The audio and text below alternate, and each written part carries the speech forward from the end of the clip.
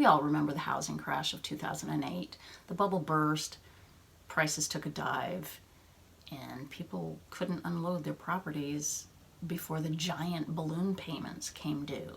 But the federal government swooped in to assist these distressed home buyers, and no, not quite. The federal government swooped in to assist the big banks. The result was tons of foreclosures as people realized that they could not afford their mortgages. And the banks and mortgage companies hadn't cared. They were just slicing and dicing and bundling these mortgages and selling them as investments.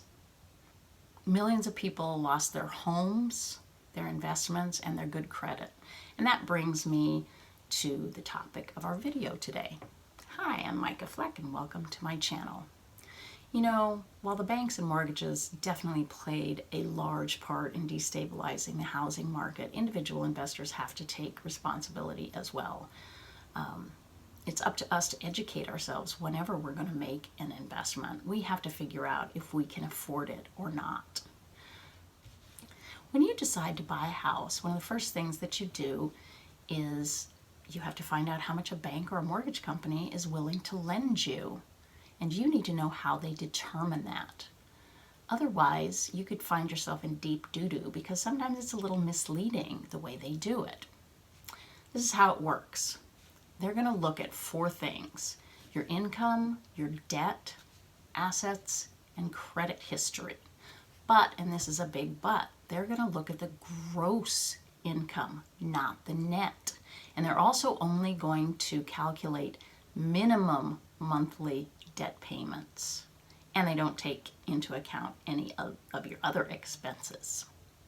Okay, your gross income is all the money you earn in a year, whether through wages, investments, rentals, tips, whatever.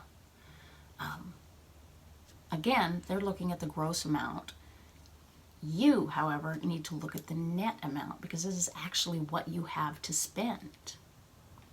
Okay, your debt to income ratio is the percentage of your income, your gross income, that goes towards your minimum monthly debt payments.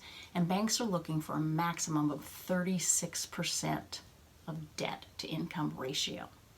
Let's take a look at this chart because the lender's figures they're not quite based in reality. Okay, let's say you make $75,000 a year in gross income and your debt to income ratio is about 29%. From the lender's point of view, you fall below their upper limit of 36%, so you're great. But look at the actual numbers. Your net is about $1,300 less than your gross, and after you deduct your monthly debt payments, you are left with about $3,200.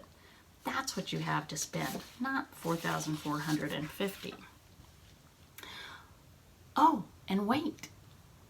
What about health insurance, groceries, medical costs, car insurance and maintenance, all those other expenses that people have? The bank's not taking those into consideration at all. So you need to be careful and figure out how much exactly you can spend on a mortgage. Take out 12 months worth of credit card statements and average out what you spend every month. Do the same with your utilities and other recurring payments. Also, think about what's important to you. If you're a homebody and never go anywhere, you could afford more house than someone who loves to travel, who likes going out to nice dinners and wears designer clothes. It's up to you what's important to you. So that's it. Do your homework. You don't want to end up like the millions did in 2008. Okay, hit the subscribe and notification buttons below. I post every Monday with real estate tips and other information. Thanks for watching.